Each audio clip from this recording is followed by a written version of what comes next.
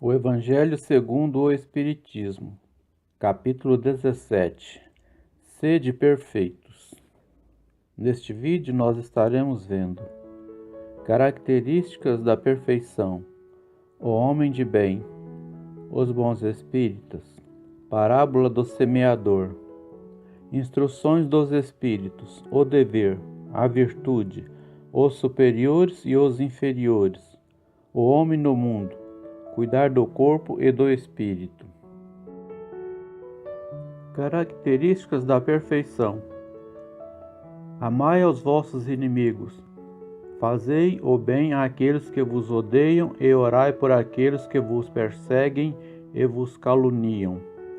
Pois se amais apenas àqueles que vos amam, que recompensa tereis? Os publicanos também não fazem isso? E se apenas saudardes vossos irmãos, o que fazeis mais do que os outros? Os pagãos não fazem o mesmo? Sede, pois, perfeitos, como vosso Pai Celestial é perfeito. Mateus 5:44, 46 a 48. Deus possui a perfeição infinita em todas as coisas. Assim, este ensinamento moral, sede perfeitos, como vosso Pai Celestial é perfeito, tomado ao pé da letra, dá a entender a possibilidade de se atingir a perfeição absoluta. Se fosse dado à criatura ser tão perfeita quanto o Criador, ela o igualaria, o que é inadmissível. Mas os homens aos quais Jesus se dirigia não teriam compreendido essa questão. Por isso, ele se limitou a apresentar-lhes um modelo e dizer que se esforçassem para atingi-lo. É preciso entender por estas palavras a perfeição relativa que a humanidade é capaz de compreender e que mais a aproxima da divindade. Em que consiste essa perfeição? Jesus o diz: amar aos inimigos, fazer o bem àqueles que nos odeiam, orar por aqueles que nos perseguem. Ele mostra que a essência da perfeição é a caridade em sua mais ampla significação, porque define a prática de todas as outras virtudes. De fato, se observarmos as consequências de todos os vícios e até mesmo dos pequenos defeitos, reconheceremos que não há nenhum que não altere de alguma forma, um pouco mais, um pouco menos, o sentimento da caridade, porque todos têm o princípio no egoísmo e no orgulho, que são sua negação. Visto que o que estimula exageradamente o sentimento da personalidade destrói, ou pelo menos enfraquece, os princípios da verdadeira caridade, que são a benevolência, a indulgência, a abnegação e o devotamento. O amor ao próximo levado até o amar aos inimigos, não podendo se aliar a nenhum defeito contrário à caridade, é por isso mesmo sempre o indício de uma maior ou menor superioridade moral, de onde resulta que o grau de perfeição se dá em razão da extensão desse amor.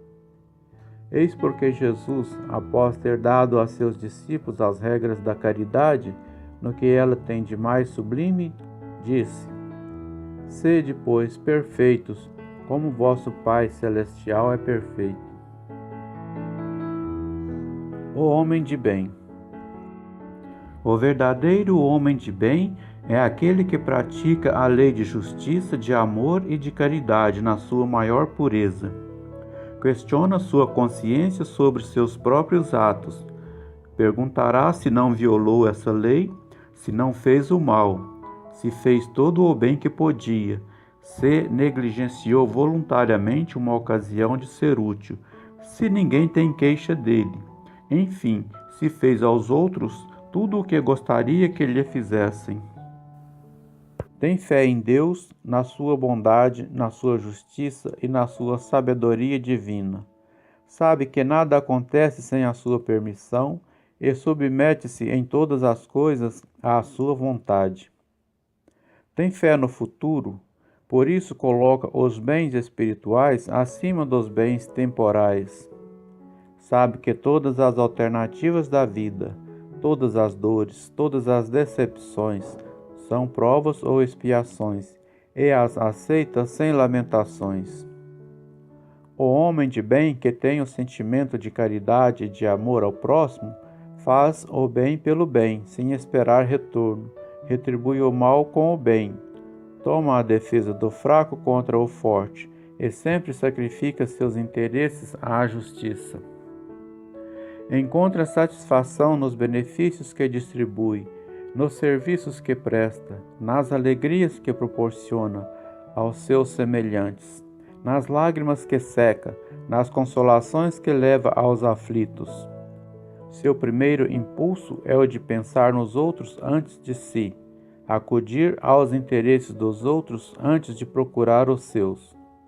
O egoísta, ao contrário, calcula os ganhos e as perdas de toda a ação generosa. É bom, humano e benevolente para com todos, sem distinção de raças nem de crenças, pois vê irmãos em todos os homens. Respeita nos outros todas as convicções sinceras e não amaldiçoa quem não pensa como ele. Em todos os momentos, a caridade é o seu guia, tendo como certo que aquele que prejudica os outros com palavras maldosas, que agride os sentimentos de alguém com seu orgulho e seu desdém, que não recua perante a ideia de causar um sofrimento, uma contrariedade, ainda que ligeira, quando poderia evitá-la, falta ao dever do amor ao próximo e não merece a clemência do Senhor. Não tem nem ódio, nem rancor, nem desejos de vingança. A exemplo de Jesus, perdoa e esquece as ofensas e apenas se recorda dos benefícios, pois sabe que será perdoado conforme perdoou. É indulgente para com as fraquezas dos outros, porque sabe que ele mesmo precisa de indulgência, e se recorda das palavras do Cristo, que aquele que estiver sem pecado lhe atire a primeira pedra. Não se satisfaz em procurar defeitos nos outros, nem colocá-los em evidência. Se a necessidade o obriga a fazer isso, procura sempre o bem que possa atenuar o mal. Estuda suas próprias imperfeições e trabalha sem cessar para combatê-las. Emprega todos os seus esforços para poder dizer no dia seguinte que há nele algo de melhor do que no dia anterior. Não se exalta a si mesmo nem seus talentos à custa de outrem. Ao contrário, aproveita todas as ocasiões para ressaltar as qualidades dos outros. Não se envaidece de sua riqueza, nem de suas vantagens pessoais, pois sabe que tudo o que lhe foi dado pode ser retirado. Usa sem exagero dos bens que lhe são concedidos, pois sabe que se trata de um depósito do qual deverá prestar contas, e que o emprego que resultaria mais prejudicial para si mesmo seria o de fazê-lo servir à satisfação de suas paixões. Se na ordem social alguns homens estão sob seu mando, dependem dele, trata-os com bondade e benevolência, pois são seus semelhantes perante Deus. Usa da sua autoridade para erguer-lhes o moral, e não para esmagá-los com seu orgulho. Evita tudo o que poderia dificultar-lhe a posição subalterna. O subordinado, por sua vez, compreende os deveres de sua posição e se empenha em cumpri-los conscientemente. Veja capítulo 17, 9. Finalmente, o homem de bem respeita todos os direitos que as leis da natureza dão aos seus semelhantes, como gosta que os seus sejam respeitados. Esta não é a relação completa de todas as qualidades que distinguem o homem de bem, mas quem quer que se esforce para possuí-las está no caminho que conduz a todas as outras. Os bons espíritas. O espiritismo bem compreendido e bem sentido leva o homem naturalmente às qualidades mencionadas que caracterizam o verdadeiro espírita. o verdadeiro cristão, pois um e outro são a mesma coisa. O Espiritismo não estabelece nenhuma nova ordem moral, mas facilita aos homens a compreensão e a prática da moral do Cristo, dando a fé inabalável e esclarecida àqueles que duvidam ou vacilam. Muitos daqueles que acreditam nos fatos das manifestações espíritas não compreendem nem suas consequências, nem seu alcance moral, ou se os compreendem, não os aplicam a si mesmos. Por que isso acontece? Será falta de clareza da doutrina? Não. A doutrina espírita não contém nem alegorias nem figuras que possam dar lugar a falsas interpretações. A clareza é sua própria essência e é de onde vem a sua força, pois vai diretamente à inteligência. Ela não tem nada de misteriosa e seus seguidores não estão de posse de nenhum segredo oculto ao povo. É preciso, então, para compreendê-la, uma inteligência fora do comum? Não. Há homens de uma reconhecida capacidade que não a compreendem, enquanto inteligências simples, até mesmo jovens, mal saídos da adolescência, apreendem-na com uma admirável exatidão, nos seus mais delicados detalhes. Isso acontece porque a parte, por assim dizer, material da ciência não requer mais do que olhos para ser observada, enquanto a parte essencial do espiritismo exige um certo grau de sensibilidade que independe da idade ou do grau de instrução da criatura, ao qual podemos chamar de maturidade do senso moral. Essa maturidade lhe é própria porque, de certa forma, corresponde ao grau de desenvolvimento que o espírito encarnado já possui. Os laços da matéria, em alguns, estão ainda muito fortes para permitir ao espírito libertar-se das coisas da terra. O nevoeiro que o envolve impede-lhe a visão do infinito. Eis porque ele não rompe facilmente nem com seus gostos, nem com seus hábitos, não percebendo que possa haver qualquer coisa de melhor do que aquilo que possui. A crença nos espíritos é, para eles, um simples fato que modifica muito pouco ou quase nada suas tendências instintivas. Numa palavra, veem apenas um raio de luz insuficiente para orientá-los e lhes dar uma vontade determinada capaz de vencer suas tendências. Eles prendem-se mais aos fenômenos do que à moral, que lhes parece banal e monótona. Pedem aos espíritos para ter acesso de imediato aos novos mistérios, sem perguntar a si mesmos se são dignos para penetrar nas vontades e mistérios do Criador. São espíritas imperfeitos. Alguns deles estacionam no caminho ou se distanciam de seus irmãos em crença, os recuam diante da obrigação de se reformarem, ou então reservam suas simpatias para aqueles que compartilham das suas fraquezas e prevenções. Entretanto, a aceitação dos princípios da doutrina espírita é um primeiro passo que lhes permitirá um segundo mais fácil numa outra existência. Aquele que pode, com razão, ser qualificado como verdadeiro e sincero espírita está num grau superior de adiantamento moral. O espírito, já dominando mais completamente a matéria, dá-lhe uma percepção mais clara do futuro. Os princípios da doutrina espírita fazem nele vibrar os sentimentos que permanecem adormecidos nos outros. Em uma palavra, foi tocado no coração e a sua fé é inabalável. Um é como o músico que se comove com os acordes, enquanto o outro ouve apenas sons. Reconhece-se o verdadeiro espírita por sua transformação moral e pelos esforços que faz para dominar suas más tendências. Enquanto um se satisfaz em seu horizonte limitado, o outro, que compreende um pouco mais, esforça-se para se libertar dele e sempre o consegue quando tem uma vontade firme. Parábola do semeador. Nesse mesmo dia, Jesus, ao sair de casa, sentou-se à beira do mar. Reuniu-se ao seu redor uma grande multidão de pessoas. Foi por isso que subiu numa barca, e todo o povo ficou em pé na margem. E ele lhes disse: Então muitas coisas em parábolas. Saiu aquele que semeia a semear, e enquanto semeava, caiu ao longo do caminho um pouco de semente, e os pássaros do céu vieram e comeram-na. Uma outra quantidade caiu nas pedras, onde não havia muita terra, e logo germinou, pois a terra onde estava não era muito profunda.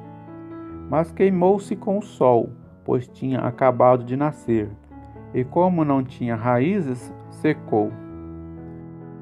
Outras igualmente caiu nos espinhos, e os espinhos cresceram e afogaram-na. Uma outra, enfim, caiu na boa terra que dava frutos, havendo grãos que rendiam 100 por 1, outros 60 e outros 30.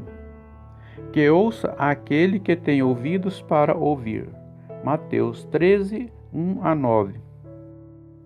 Escutai, pois, vós outros, a parábola do semeador. Todo aquele que ouve a palavra do reino e não presta a menor atenção, surge o espírito mau e arrebata o que se havia semeado em seu coração. Este é aquele que recebeu a semente ao longo da estrada. Aquele que recebeu a semente junto às pedras é o que ouve a palavra e que a recebe na mesma hora com alegria, mas não tem raízes em si, e isso dura pouco tempo. E quando lhe sobrevêm tribulações e perseguições por causa da palavra, logo se escandaliza. Aquele que recebeu a semente entre os espinhos é o que ouve a palavra, mas em seguida as solicitudes deste século e a ilusão das riquezas sufocam nele essa palavra e a tornam infrutífera. Mas aquele que recebeu a semente em uma boa terra é aquele que ouve a palavra, que lhe dá atenção e ela frutifica e rende 100 ou 60 ou 30 por 1. Mateus 13, 18-23. A parábola do semeador representa perfeitamente as várias faces que existem na maneira de se pôr em prática os ensinamentos do Evangelho. Quantas pessoas há, de fato, para as quais os ensinamentos não passam de letra morta, e semelhantes às sementes caídas sobre as pedras, nada produzem, nada frutificam. A parábola encontra aplicação igualmente justa nas diferentes categorias de espíritas. Não é o símbolo daqueles que apenas se apegam aos fenômenos materiais e deles não tiram nenhuma consequência? Que apenas os veem como objeto de curiosidade? Não simboliza os que procuram o lado brilhante nas comunicações dos espíritos, interessando-se somente enquanto lhes satisfazem a imaginação, mas que, após ouvi-las, continuam frios e indiferentes como antes? Daqueles que acham os conselhos muito bons e os admiram, aplicados a outrem e não a si mesmos? E, finalmente, daqueles para quem os ensinamentos são como a semente que caiu em terra boa e produz frutos? Instruções dos Espíritos. O dever. Lázaro, Paris, 1863. O dever é a obrigação moral, primeiro para consigo mesmo e em seguida para com os outros. O dever é a lei da vida, encontra-se desde os menores detalhes, assim como nos mais elevados atos. Refiro-me apenas ao dever moral e não ao dever que as profissões impõem. Na ordem dos sentimentos, o dever é muito difícil de ser cumprido, pois se encontra em antagonismo com as seduções do interesse e do coração. Suas vitórias não têm testemunhos e suas derrotas não estão sujeitas à repressão. O dever íntimo do homem é governado pelo seu livre-arbítrio. Este aguilhão da consciência, guardião da integridade interior, o adverte e o sustenta, mas permanece muitas vezes impotente perante os enganos da paixão. O dever do coração, fielmente observado, eleva o homem, mas como este dever pode ser determinado? Onde ele começa, onde termina? O dever começa precisamente no ponto onde ameaçais a felicidade ou a tranquilidade de vosso próximo, e termina no limite em que não desejaríeis vê-lo transposto em relação a vós mesmos. Deus criou todos os homens iguais perante a dor, pequenos ou grandes, incultos ou esclarecidos. Sofrem todos pelas mesmas causas, a fim de que cada um avalie com sensatez o mal que pode fazer. O critério para o bem, infinitamente mais variado em suas expressões, não é o mesmo. A igualdade perante a dor é uma sublime providência de Deus, que quer que seus filhos, instruídos pela experiência comum, não cometam o mal, alegando a ignorância de seus efeitos. O dever reflete na prática todas as virtudes morais. É uma fortaleza da alma que enfrenta as angústias da luta. É severo e dócil, pronto para dobrar-se às diversas complicações, mas permanece inflexível perante suas tentações. O homem que cumpre seu dever ama mais a Deus do que as criaturas, e as criaturas mais do que a si mesmo. É, ao mesmo tempo, juiz e escravo em sua própria causa. O dever é o mais belo laurel da razão. Provém dela como um filho nasce de sua mãe. O homem deve amar o dever, não porque o preserve dos males da vida, aos quais a humanidade não pode subtrair-se, mas sim por dar à alma o vigor necessário ao seu desenvolvimento. O dever cresce e se irradia sob forma mais elevada em cada uma das etapas superiores da humanidade. A obrigação moral da criatura para com Deus nunca cessa. Ela deve refletir as virtudes do Eterno, que não aceitam um esboço imperfeito, pois quer que a beleza de sua obra resplandeça perante ele. A virtude. François Nicolas Madeleine Cardeal Morlot, Paris, 1863. A virtude, no seu mais alto grau, é o conjunto de todas as qualidades essenciais que constituem o homem de bem. Ser bom, caridoso, laborioso, sóbrio, modesto, são qualidades do homem virtuoso. Infelizmente, são acompanhadas quase sempre de pequenas falhas morais que as desmerecem e as enfraquecem. Aquele que faz alarde de sua virtude não é virtuoso, pois lhe falta a principal qualidade, a modéstia. E tem o vício mais oposto, o orgulho. A virtude realmente digna desse nome não gosta de se exibir. Ela é sentida, mas se esconde no anonimato e foge da admiração das multidões. São Vicente de Paulo era virtuoso. O digno cura de Ars era virtuoso, e muitos outros, não muito conhecidos do mundo, mas conhecidos de Deus. Todos esses homens de bem ignoravam que eram virtuosos. Deixavam-se ir pela corrente de suas santas inspirações e praticavam o bem com total desinteresse e completo esquecimento de si mesmos. A virtude, assim compreendida e praticada, é que eu vos convido, meus filhos, a essa virtude verdadeiramente cristã e verdadeiramente espírita que eu vos convido a consagrar-vos. Afastai de vossos corações o sentimento do orgulho, da vaidade, do amor próprio, que sempre desvalorizam as mais belas qualidades. Não imiteis o homem que se coloca como um modelo e se gaba de suas próprias qualidades para todos os ouvidos tolerantes. Essa virtude com ostentação esconde muitas vezes uma multidão de pequenas mesquinharias e odiosas fraquezas. Em princípio, o homem que exalta a si mesmo, que ergue uma estátua à sua própria virtude, aniquila por essa única razão todo o mérito efetivo que possa ter. Mas o que direi daquele que dá valor em parecer aquilo que não é?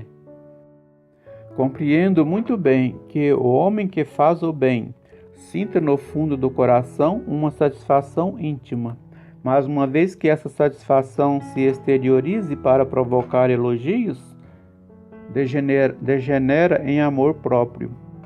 Vós todos, a quem a fé espírita reanimou com seus raios, e que sabeis o quanto o homem está longe da perfeição, não façais nunca uma tolice dessas. A virtude é uma graça que eu desejo a todos os espíritas sinceros, mas advirto: mais vale poucas virtudes com modéstia do que muitas com orgulho. Foi pelo orgulho que as humanidades se perderam sucessivamente, e será pela humildade que deverão um dia redimir-se. Os superiores e os inferiores. François Nicolas Madeleine, Cardeal Morlot, Paris, 1863.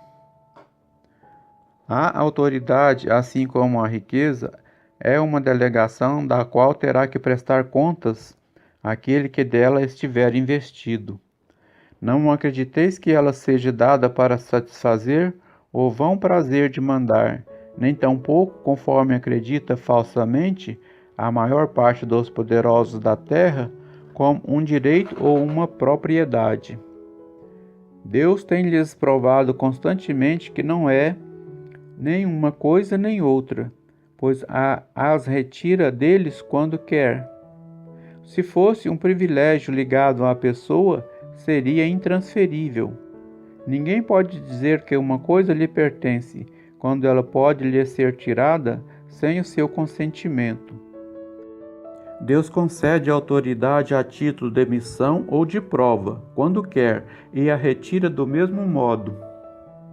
Todo aquele que é depositário da autoridade, seja qual for em grau de importância, desde um senhor para com seu servidor até o soberano para com o seu povo, não deve esquecer-se de que é um encarregado de almas e responderá pela boa ou a má orientação que der a seus subordinados. Vai arcar com as culpas das faltas que estes poderão cometer, dos vícios aos quais serão arrastados em consequência dessa orientação, ou dos maus exemplos recebidos. Mas também colherá os frutos do seu esforço para conduzi-los ao bem. Todo homem tem na terra uma missão pequena ou grande, seja qual for, sempre lhe é dada para o bem. Desviá-la do seu verdadeiro sentido é fracassar no seu cumprimento. Se Deus pergunta ao rico: que fizeste da riqueza que deveria ser nas tuas mãos uma fonte espalhando fecundidade ao seu redor? Também perguntará àquele que dispõe de alguma autoridade: que uso fizeste dessa autoridade? Que mal impediste? Que progresso promoveste? Se te dei subordinados, não foi para fazer deles escravos de tua vontade, nem instrumentos dóceis dos teus caprichos ou de tua ambição. Te fiz forte e te confiei os fracos para que, amparando-os, os ajudasses a subir até mim. Aquele que, investido de autoridade, segue as palavras do Cristo, não despreza nenhum dos que estão abaixo dele, porque sabe que as diferenças sociais não existem perante Deus. O Espiritismo lhe ensina que se hoje eles lhe obedecem, já puderam tê-lo comandado ou poderão vir a comandá-lo mais tarde, e então será tratado como os tratou. Seu superior tem deveres a cumprir, o subordinado também os tem, por sua vez, e não menos sagrados. Se este último é espírita, sua consciência lhe dirá: melhor ainda que não está dispensado de os cumprir, mesmo que seu chefe não cumpra os que lhe competem, pois sabe que não se deve pagar o mal com o mal e que as faltas de um não justificam as faltas de outros. Se sofre na sua condição de subalterno, sabe que é merecido, porque ele mesmo pode já ter também abusado da autoridade que tinha, e agora deve sentir, por sua vez, os inconvenientes daquilo que fez os outros sofrerem. Se é obrigado a suportar essa situação, na falta de encontrar outra melhor, o Espiritismo lhe ensina a resignar-se a isso como uma prova para a sua humildade necessária ao seu adiantamento. Sua crença o guia na sua conduta. Ele age como gostaria que seus subordinados agissem para com ele, se fosse o chefe. Por isso mesmo, é mais cuidadoso no cumprimento de suas obrigações, pois compreende que toda negligência no trabalho que lhe é confiado é um prejuízo para aquele que o remunera, a quem deve seu tempo e seus esforços. Em resumo, é guiado pelo sentimento do dever que lhe advém de sua fé e a certeza de que todo desvio do caminho correto é uma dívida que deverá pagar cedo ou tarde. O Homem no Mundo, um espírito protetor, Bordeaux, 1863. Um sentimento de piedade deve sempre orientar o coração daqueles que se reúnem sob os olhos do Senhor e imploram a assistência dos bons espíritos. Purificai vossos corações. Não vos deixeis perturbar por nenhum pensamento fútil ou de prazeres materiais. Elevai vosso espírito em direção àqueles que vós chamais, a fim de que, encontrando em vós as necessárias condições, possam lançar em quantidade a semente que deve germinar em vossos corações, e nele produzir os frutos da caridade e da justiça. Não acrediteis, contudo, que, incentivando vossa dedicação à prece e à evocação mental, desejamos vos levar a viver uma vida mística que vos coloque fora das leis da sociedade, onde estáis obrigados a viver. Não. Vivei com os homens de vossa época, como devem viver os homens. Mas se renunciardes às necessidades ou mesmo às banalidades do dia a dia, fazei-o com um sentimento de pureza que possa santificá-las. Se sois obrigados a estar em contato com homens, cujos espíritos são de natureza diferente da vossa e de caracteres opostos, não deveis afrontá-los, não os contrarieis. Sede alegres, felizes, mas com a alegria que provém da consciência limpa da felicidade de um herdeiro do céu, que conta os dias que o aproximam de sua herança. A virtude não consiste em assumir um aspecto severo e sombrio, em rejeitar os prazeres que a vossa condição humana permite. Basta reger todos os vossos atos pela lei do Criador, que vos deu a vida. Quando se começa ou termina uma obra, deveis elevar o pensamento a Ele e pedir-lhe, no impulso da alma, a proteção para nela ter êxito, ou sua bênção para a obra acabada. O que quer que façais, ligai vosso pensamento à fonte suprema de todas as coisas, e não façais nada sem que a lembrança de Deus purifique e santifique vossos atos. A perfeição encontra-se inteiramente, como disse o Cristo, na prática da caridade sem limites. Porém, os deveres da caridade se estendem a todas as posições sociais, desde a mais elevada à mais simples. O homem, se vivesse só, não teria como exercitar a caridade, e somente no contato com seus semelhantes, nas lutas mais difíceis, é que ele encontra a ocasião de exercê-la. Aquele que se isola priva-se voluntariamente do mais poderoso meio de aperfeiçoar-se, e pensando apenas nele, sua vida é a de um egoísta. Veja nesta obra, capítulo 5, 26.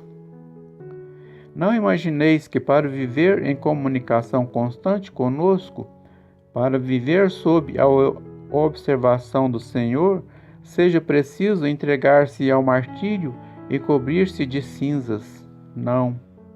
Mais uma vez, não. Sede felizes, de acordo com as necessidades humanas, mas que na vossa felicidade nunca entre um pensamento ou um ato que possa ofender a Deus, ou entristecer a face daqueles que vos amam e vos dirigem. Deus é amor, e abençoa aqueles que amam com pureza. Cuidar do corpo e do espírito. Georges, Espírito Protetor, Paris, 1863. Será que a perfeição moral consiste na martirização do corpo? Para resolver essa questão, apoio-me nos princípios elementares e começo por demonstrar a necessidade de cuidar do corpo, que conforme esteja sadio ou doente, influi de uma maneira muito importante sobre a alma, que é considerada prisioneira da carne. Para que ela vibre, se movimente e até mesmo conceba as ilusões de liberdade, o corpo deve estar são, disposto e vigoroso. Estabeleçamos uma situação. Eis que ambos se encontram em perfeito estado. O que devem fazer para manter o equilíbrio entre suas aptidões e suas necessidades tão diferentes?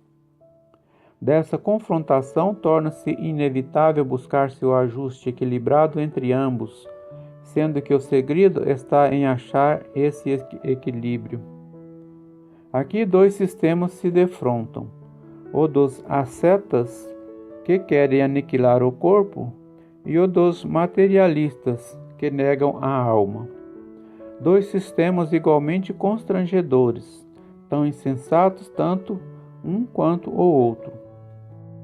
Ao lado destas grandes correntes de pensamento, há um grande número de indiferentes que, sem convicção e sem afeições, amam com frieza e não sabem se divertir. Onde, pois, está a sabedoria? E a ciência de viver? Em nenhum lugar. Este problema ficaria inteiramente sem ser resolvido se o Espiritismo não viesse em ajuda dos pesquisadores, demonstrando-lhes as relações que existem entre o corpo e a alma, comprovando que são necessários um ao outro e é preciso cuidar de ambos. Amai, pois, vossa alma, mas cuidai também do corpo, instrumento da alma. Desconhecer as necessidades que a própria natureza indica é desconhecer a lei de Deus. Não castigueis vosso corpo pelas faltas que o vosso livre-arbítrio o induziu a cometer, e das quais é tão responsável quanto um cavalo mal guiado o é pelos acidentes que causa. Sereis por acaso mais perfeitos, se ao martirizar o vosso corpo continuardes egoístas, orgulhosos e sem caridade para com o vosso próximo? Não, a perfeição não está nisso.